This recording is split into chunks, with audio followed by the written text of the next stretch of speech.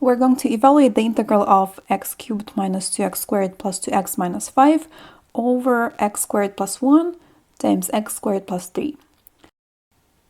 The method that we're going to apply to this integral is the integration by partial fractions. So I will rewrite this rational expression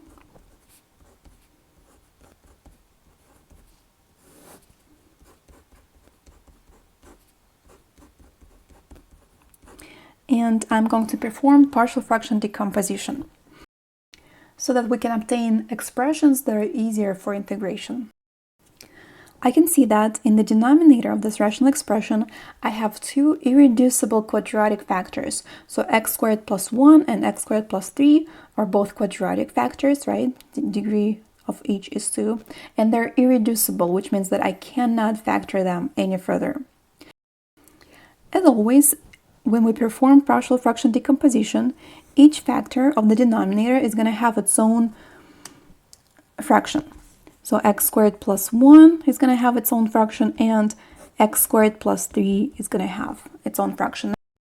What do we write in the numerator of each fraction? Every time when the denominator is irreducible quadratic factor, the numerator will be a linear expression of the form ax plus b.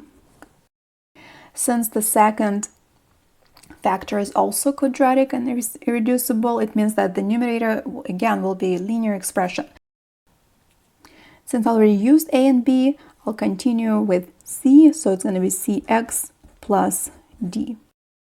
So once we split the original expression this way, next we're going to combine these fractions. So to combine them, they have to have same denominator. So the LCD will be just the product of those two denominators. So basically, well, that's the LCD, right?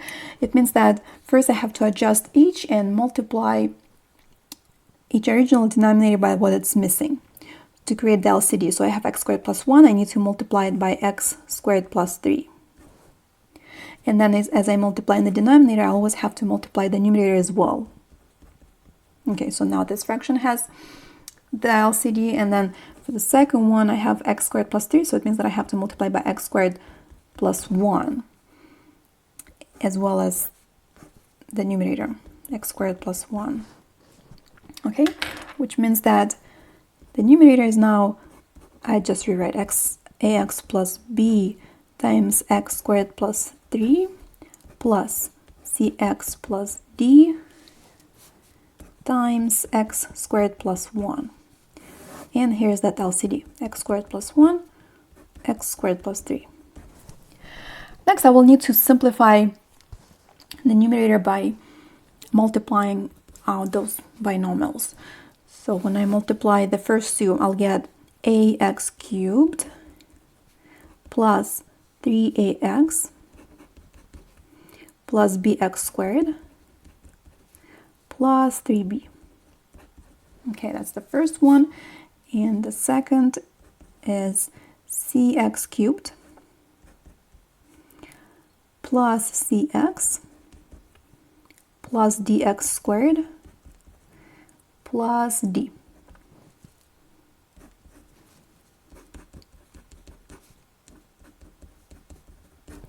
And the point is that I need to find values of a, b, c, and d such that this numerator corresponds to the original numerator. And I do that by performing the following step. So I will rewrite the original numerator. So it's x cubed minus 2x squared plus 2x minus 5. And I will want to match it with this numerator. Now to do that, I want to group or combine all like terms. So I'm going to start by combining all terms involving x cubed. So it looks like I have two of them, right? Here and here. And I'll do this way. I'll combine them and factor out x cubed. So it's going to be a plus c x cubed, right? Those two together with x cubed factored out gives me a plus c x cubed. Next, I will focus on terms involving x squared. So I have bx squared and dx squared. And same thing, I will write b plus d x squared. Next, terms involving x, 3ax and cx. So that's 3a plus c x and just the constants. Okay, it looks like I have just one, right? Is that right? No, I should have, no, I have two. 3b plus d plus 3b plus d. This is just a constant with no x involved, right? 3b plus d. Okay, and next I will set equal all the coefficients. So coefficients of x cubed on both sides should be equal, right? So that means that a plus c should equal 1. Now coefficients of x squared on each side should be equal, so those two I will set equal, which means that b plus d equals -2. Next, coefficients of x should be equal. That is 3a plus c equals 2. And finally, the constants are equal. -5 should be the same as 3b plus d. So 3b plus d should be equal -5. And now I have a system of 4 equations and 4 unknowns. But actually it's somewhat simple system, right? Because I can notice that here I have 2 equations involving just a and c and 2 equations just involving b and d. So I will kind of, put them together and solve them separately. So from here, I'll just focus on the first equation and on the third equation. So I'll use those two to find a and c. I'll do that by elimination method, so I will multiply the second equation by -1. I'll eliminate c. So it means that my second equation becomes -3a minus c equals -2. Don't forget the right-hand side.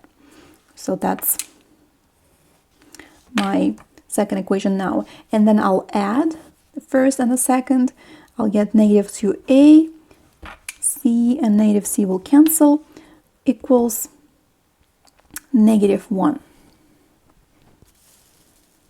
So from here, if I divide both sides by -2, I'll get a equals 1/2. And now since a is 1/2, then from the first equation, I can see that 1/2 plus c equals 1. Therefore, c equals also 1/2. Okay, a is 1/2 and then c is 1/2. I got a and c. And now I'll put together the second and the fourth equations. So let's put them here. b plus d equals -2. And then 3b plus d equals -5. I will also use the elimination method. I'll multiply the second equation by -1. And that means that my equation will be -3b minus d equals +5. Next, we're going to add those two equations. b plus -3 is -2b. D and -d will cancel. And the right-hand side is -2 plus 5, that's 3. So from here, b equals -3/2. And if b equals -3/2, we can find d. So I'm going to plug that into the first equation. -3/2 plus d equals -2. So first equation. I will multiply everything by 2 to get rid of that fraction. So it's -3 plus 2d equals -4. So 2d equals, right here, 2d equals plus 3, -1. And then d equals -1/2. D equals -1/2. So that's how we find A, B, C, and D. And let's put these numbers back to these expressions. I'm going actually to add them over here. So integral.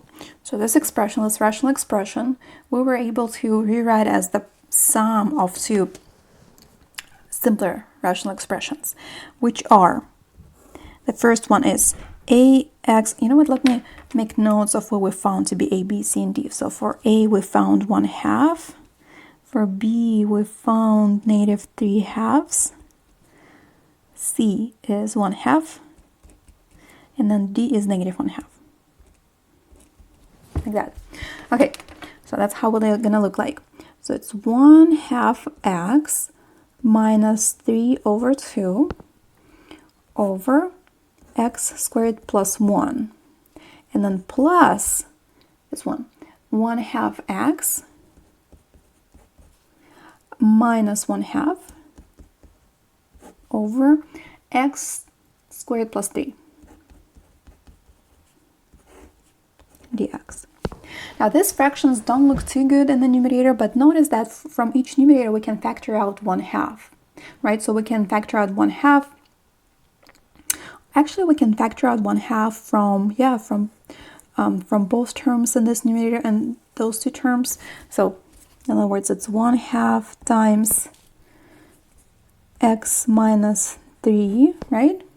And here it's so plus 1/2 times x minus 1, right? So I can factor out 1/2 from each numerator. So it means that now I have 1/2 in front of each fraction here. And that means that that 1/2 can be put in the very front of the integral. So yeah, let's write that. That's gonna look much better. So 1/2 in the front of the integral. And the integral will have the following fractions. X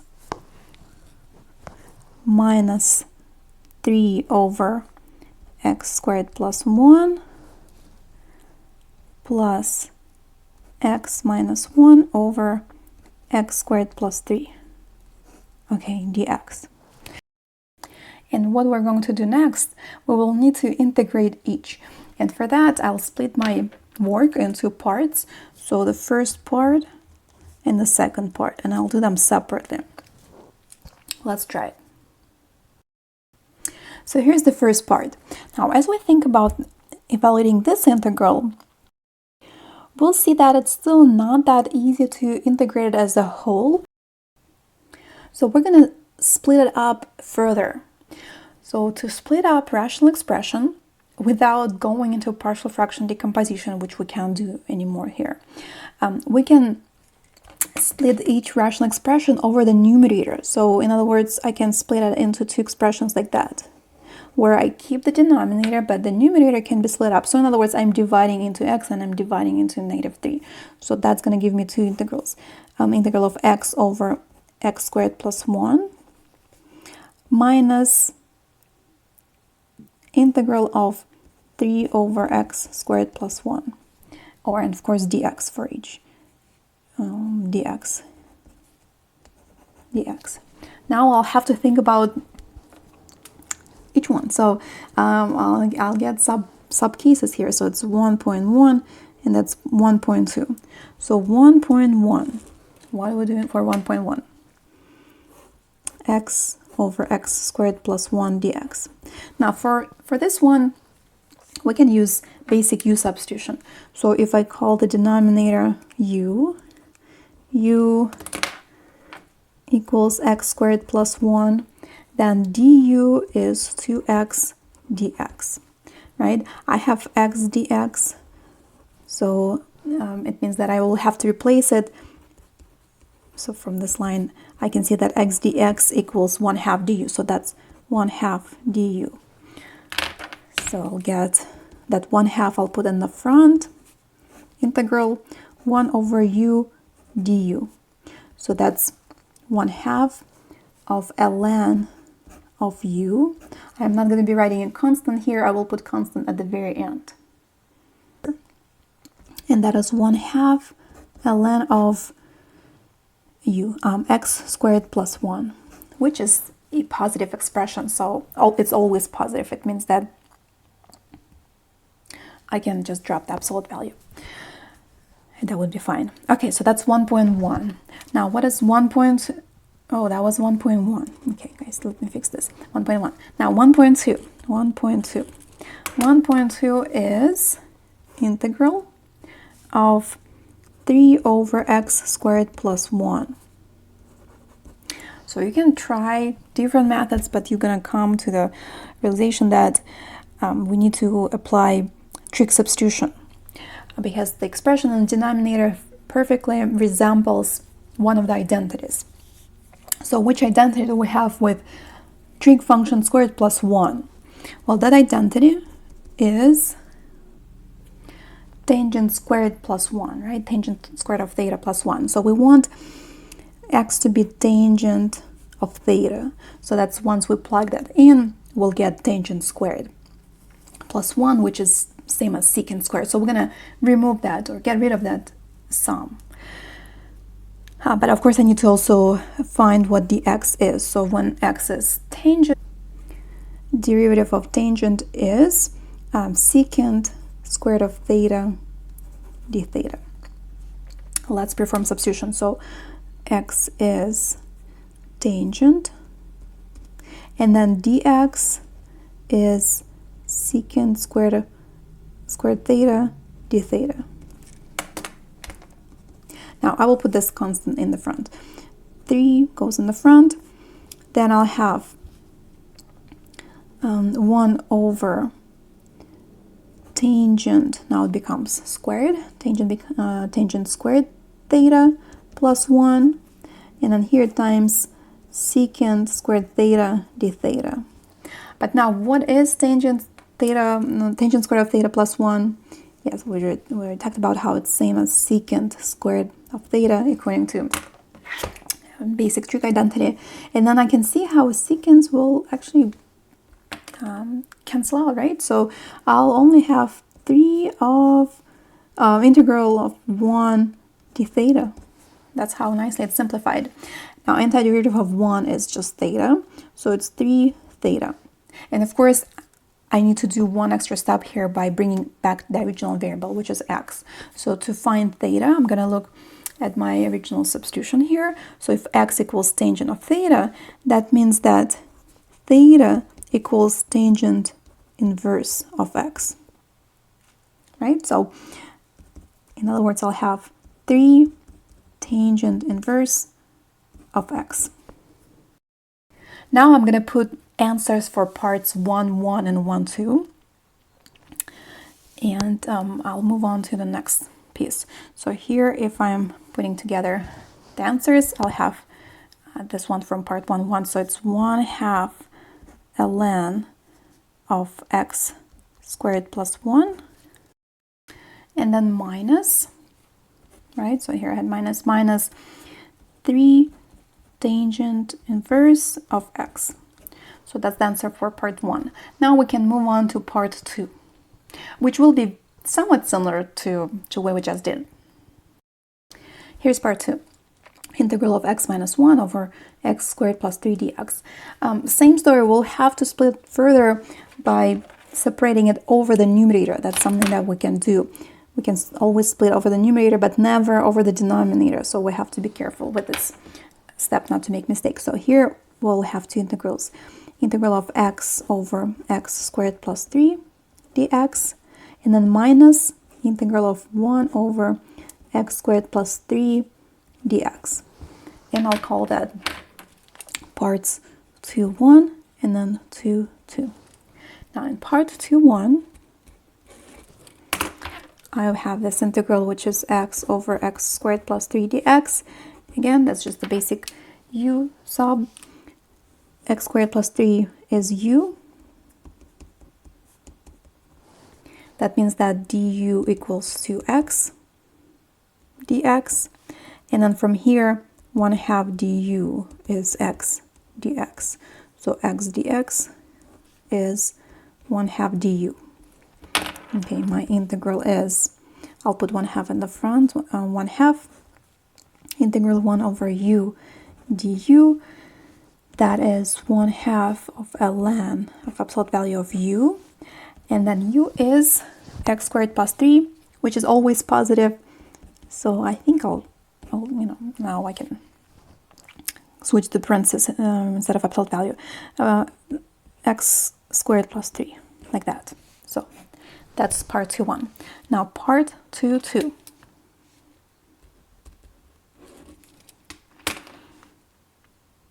Integral of 1 over x squared plus 3 dx. In this case, it's also trig substitution, but let's think what x will be equal to. Since we have plus here, it will follow identity for tangent. Tangent squared plus 1, it's the only one that has plus among the basic identities, or besides cotangent, of course.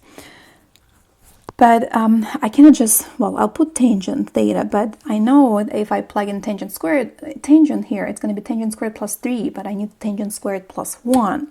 So the goal is to factor out 3. To factor out 3, each term has to have 3, so it means that after I plug in tangent, 3 should appear in front of it. But when I plug in tangent, it gets squared, right? So I have to have something here, so once I square that, right here, it becomes 3. Well, then it has to be square root of 3, right? If I write square root of 3 and plug that here for x, square root of 3 tangent theta, then as once squared, it becomes 3 tangent square root of theta, and 3 can be factored out. Now, how about dx? So dx is square root of 3 secant square root of theta, d theta. Okay. So that's what I'll get. Integral 1 over 3 tangent square root of theta, I already squared both of them, plus 3 times square root of 3 secant square root of theta d theta, right? That's all dx. Now, I'll make some notes here as far as how I simplify. The denominator 3 gets factored out. It becomes tangent square root of theta plus 1. But now tangent square root of theta plus 1, that's same as secant squared. So in other words, the denominator is 3 secant square root of theta. Now, all that is my simplification of the denominator. So it means that I have 3 in the denominator, which I will pull out as 1/3 in the front of the integral, right? And also the secant square root of theta on the bottom will be canceled with secant square root of theta from here. I notice I have another constant here, so it's actually square root of 3 that will go in the front, and then 1/3. So that's how it's all gonna look like. That will be okay, the number square root of 3 over 3, square root of 3 from here, 3 from the denominator, and I don't have nothing else left. Well, it's just 1 d theta, right? So that means that I get square root of 3 theta, right? And the derivative of 1 is just theta. And what is theta? So what is theta? I'll get it from here. So theta is, I'm sorry for squeezing this all, we don't really need much space, but we definitely need to find theta from here. So first I'll rewrite it as, I will solve for tangent. So tangent theta equals, I need to divide by square root of 3 on each side. So that's x over square root of 3. That means that, okay, if tangent of theta is that, it means that theta is tangent inverse of x over square root of 3. Now, I don't like how it's not rationalized. I will rationalize this denominator, so I'll multiply by square root of 3 on top and the bottom. So that becomes tangent inverse of square root of 3 x over 3, like that. Okay, I'm putting it over here. And then theta is tangent inverse of square root of 3 x over 3. Perfect. That is answer for 2-2. Let's put this all together for our answer for part 2. Okay, that's where it all sits. 2.1 answer right here. 1/2 ln of x squared plus 3. Then minus result for 2-2. That's this tangent inverse or arctangent, right? Minus square root of 3 over 3 tangent inverse of square root of 3 x over 3, like that. Well, all right, that's our answer for part 2. And what's left to do is just to put this all together. And okay, so I'm back to where we started, original integral that we where we decomposed that rational expression and we obtained that, right, where we had two parts and we now obtained answers for those two parts. I'm putting this all together. So what I have is 1/2, and then that is multiplied by the result of, by the sum of the results of 1 and 2. So result of 1, let me look at it.